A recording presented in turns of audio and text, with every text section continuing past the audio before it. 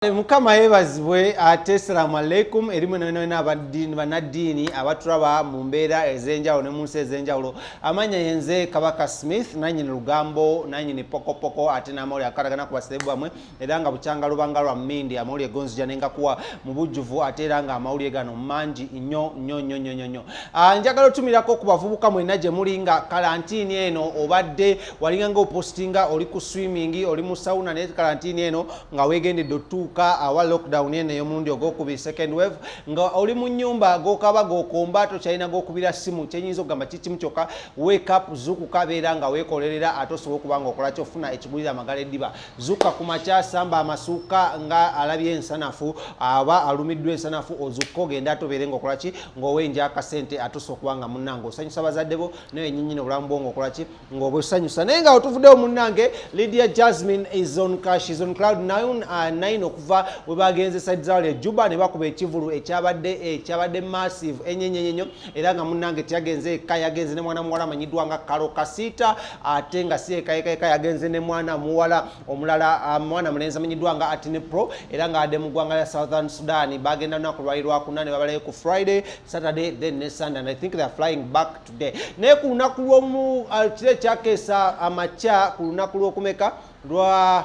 lwazitu lunaku lwakutaano yes nolwa mukaaga okitegeza Lydia Jasmine yavayo n'ata ebifaananyi bale mulekera opangisa ebintu n'amamula abantu adavuka kantu mukisa guno by the way just away from the story okutumirako abavubuka abeeyazika ng'ovaayo ne weeyazika emmotoka ng'ogenda kukolaki kulabisa kuvimbisa mukazi n'ovaayo n'owepangisa engoye ng'ogenda engoye sizo ng'ogenda kulabisa ng'ogenda simanya kulaba girlfriend mulekera opanga ebintu ebijja basuula mu buzibu Lawrence muganda nga topangisanga engatto engoye nkimanyi agala nnyo engoye topangisanga engoye ez'akabi ati sipangisa kamera okitegedde omanye muno ogenze okukola ofunye akasente naye opangisa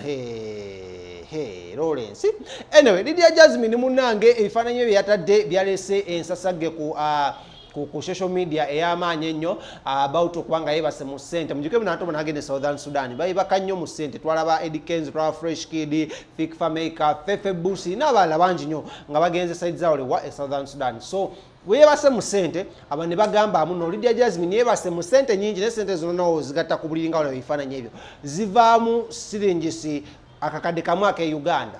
ne bamugamba Lydia Jasmine lekera okwesudia because ebyokola babikola dda sente ze Sudan tezirina value wano mu sente ze Uganda ne wankubadde nga mu sente zino temwalabikiddemu kapapula ka dola temwalabikiddemu kapapula ka shiringi oba tekalabikiddemu kapapula ka pound just pound za Sudan so ezo kachoka omuliro gwayongedde okukwata ngera bamaze okuba bamulangira ebyo wetwalabidde ate nga mwana mulenzi wa Ikibenda naye nga yakoze oluyimba yavudde n'atubulira n'abyaby ebyama mujjukira ebifaananyi munana ebyaliwo Lawrence ebyokwanjula Waikibenda yayita kushona designs we yaleta ne ani omulala gwe bali gwe yaleta naleta abadala Juice naleta Mama Brighton Alani Cruz so munange muluyimba luno lwe bakoze baluyita bannange oluyimba lwa mukwano lwa mbaga lwa kufumbirwa yalotekamu akasente kanyo nayembu ebintu ebisinga mu Waikibenda bamukosa mu video zaali offer yateka munyo kachika sento kitegedde okuva ku batimbi kushona yamukozesanga kalango kitegera n'akozesa ne Dallas Juice naye yamuteka mu kalango abagambi omanyi mpaka records za brand kitegedde gamba tukole memorandum of understanding ompe Juice muteke mu video yange abantu bajja kwongera omugula kushona mpe ngoye teke mu video zange nange kijja kola kijja kubanga kikakikolera so yali mpankuwe tuzita swap deal kitegedde so oluyimba luno lwafulumye dda era olunaku lwaliro droppings ku YouTube ya Waikibenda bwoba yagadde genda yobeere ng'olaba ne it's a massive tune oluyimba baalukutte bulungi nnyo lwanyumidde it's a very nice tune ne wankubadde abantu bavudde ne bagamba Lydia Jasmine guno sigwe mulundi ogusoose okuba nga akola ki nga anywegera abasajja mu video